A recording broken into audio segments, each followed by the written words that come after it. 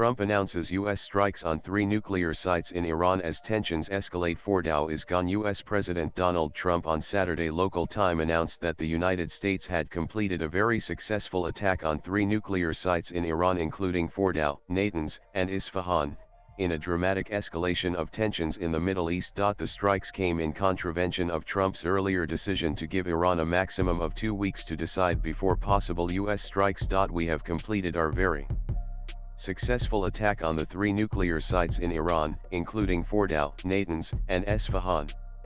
All planes are now outside of Iran airspace.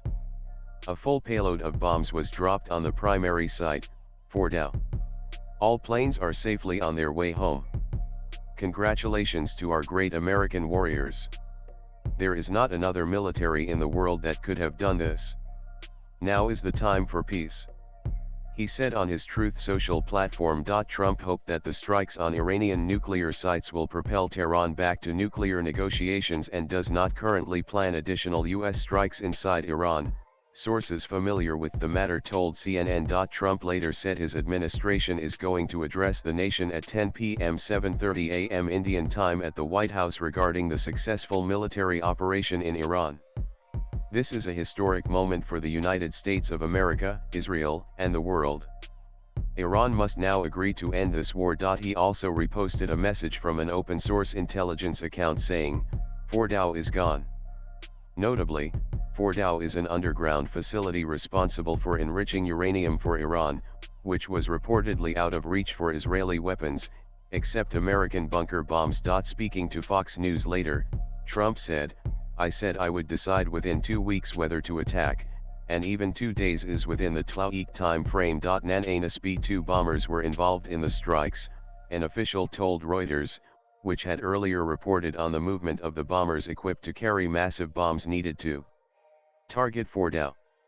The strikes came as Israel and Iran have been engaged in more than a week of aerial combat. Meanwhile, Israel's public broadcaster Kan cited an Israeli official saying the country was in full coordination with Washington on the U.S. attack.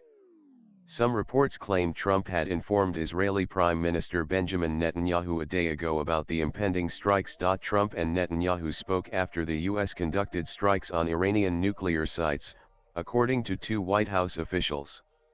Meanwhile, Iranian media said all 3 nuclear sites were evacuated some time ago before the U.S. strikes. Former Israeli Defense Minister Yoav Gallant praised Trump, saying, "President Trump took a bold decision for the United States, for Israel, for all of humanity.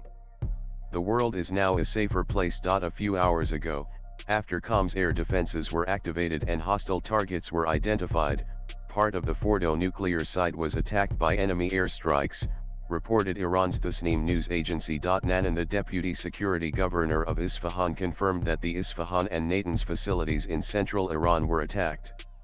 "We witnessed intrusions near the nuclear facilities in Isfahan and Natanz," he was quoted as saying by Iranian news agencies, adding that air defenses had been activated to confront hostile targets. Iran's Atomic Energy Commission said there were no signs of radioactive contamination, reassuring the public that the U.S. strikes had shown no radiation leaks. It condemned the U.S. strikes as barbaric and in violation of international law, saying Iran's nuclear program will not be halted. Swipe left for next video. In a stark warning to the U.S., Iran's Supreme Leader Ayatollah Ali Khamenei said, "Americans should expect greater damage and blows than ever before." Foreign Minister Abbas Araghchi said the attacks will have everlasting consequences and Tehran reserves all options to defend its sovereignty. U.S. lawmakers offered mixed reactions after the military action, with Republican Representative Thomas Massie criticizing Trump's decision as not constitutional. Other Republicans praised the strikes as the right call and thanked the military. Democrats, on the other hand, criticized Trump for waging a war against another country without seeking approval from the Congress. Latest blogs.